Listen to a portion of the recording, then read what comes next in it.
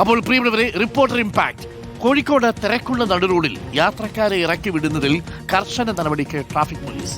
പ്രദേശത്തെ പരിശോധന കർശനമാക്കുമെന്ന് traffic SP മധു ബാബു റിപ്പോർട്ടറിനോട് പറഞ്ഞു. വലിയ വാഹനങ്ങൾ വലതുഭാഗത്തുകൂടി കടത്തിവിടില്ലെന്നും SP പ്രതികരിച്ചു. ബസ് സ്റ്റാൻഡിനോട് ചേർത്ത് വാഹനം നിർത്താതെ നടുറോഡിൽ യാത്രക്കാരെ ഇറക്കി വിടുന്നത് റിപ്പോർട്ടർ വാർത്തയാക്കിയിരുന്നു. അതിലാണിപ്പോൾ പോലീസിന്റെ ഇടപെടൽ.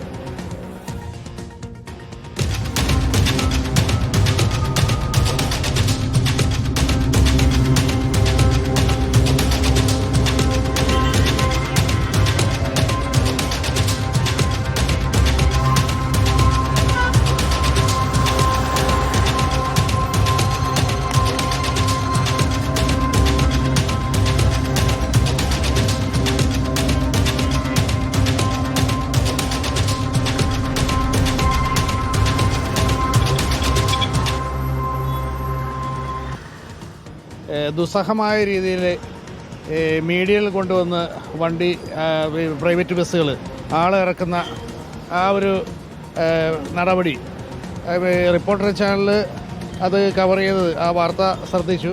അതിൽ പരിഹാരം എന്ന രീതിയിൽ അത് അർഹിക്കുന്ന ഗൗരവത്തോടുകൂടി തന്നെ പോലീസ് എടുത്തിട്ടുണ്ട്. പിന്നെ പീക്ക് അവേഴ്സിൽ, അതായത് സ്കൂൾ ടൈം, ഓഫീസ് ടൈം, അതേപോലുള്ള ആളുകൾ കൂടുതൽ യാത്രക്കാർ വന്ന് നിൽക്കുന്ന ആ സമയങ്ങളിൽ ട്രാഫിക് പോലീസിൻ്റെ പ്രത്യേക സജ്ജീകരണം ഉണ്ടാകുന്ന രീതിയിൽ കാര്യങ്ങൾ അവരെ അറിയിച്ചിട്ടുണ്ട്. അത് ബസ് ഓപ്പറേറ്റേഴ്സിനെ പ്രത്യേകമായിട്ട് വിളിച്ച് ആവശ്യമായിട്ടുള്ള നിർദ്ദേശങ്ങൾ അവർക്ക് നൽകുന്നുണ്ട്. അത് വയലേറ്റ് ചെയ്യുന്ന പക്ഷം കർശനമായ നടപടി സ്വീകരിക്കുന്നതാണെന്നുള്ള കാര്യം അവരറിയിക്കുന്നതാണ്.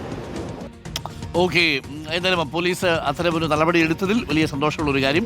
ശരത്തോട് കൂടുതൽ വിവരങ്ങളുമായി. ശരത്ത്, നമ്മളെ വാർത്ത കണ്ട് അത് ഇമ്പാക്റ്റായി മാറിയിരിക്കുന്നു. യാത്രക്കാർക്ക് ഇനി സുരക്ഷിതമായിട്ട് ഇടതോരം ചേർന്ന് തന്നെ ഇറങ്ങാനുള്ള സംവിധാനം പോലീസ് ഉണ്ടാക്കി കൊടുക്കും, അല്ലേ ശരത്?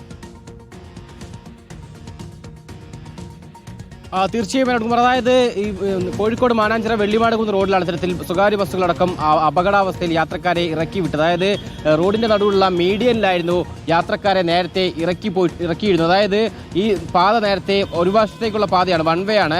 ഇത് ഇരട്ടിപ്പിച്ചു. പക്ഷെ അപ്പോഴും വാഹനം ഒരു വശത്തേക്ക് മാത്രമായിരുന്നു കടത്തിവിടുന്നത്. ആ ഘട്ടത്തിലാണ് സ്വകാര്യ ബസ്സുകളടക്കം രണ്ട് ഭാഗങ്ങളുടെയും സഞ്ചരിക്കാൻ തുടങ്ങിയത്. അങ്ങനെ വലതുഭാഗത്തുകൂടെ പോകുന്ന വാഹനങ്ങൾ ഈ മീഡിയനിലായിരുന്നു യാത്രക്കാരെ ഇറക്കി വിട്ടത്. തൊട്ടു പുറകെ വരുന്ന വാഹനങ്ങൾക്ക് മുന്നിൽപ്പെട്ട് യാത്രക്കാർ പലപ്പോഴും അപകടങ്ങളിലൊക്കെ തന്നെ തലനാരിഴയ്ക്കാണ് രക്ഷപ്പെട്ടത്. എന്തായാലും അത് നമ്മൾ വാർത്ത ചെയ്യുകയും ചെയ്തു.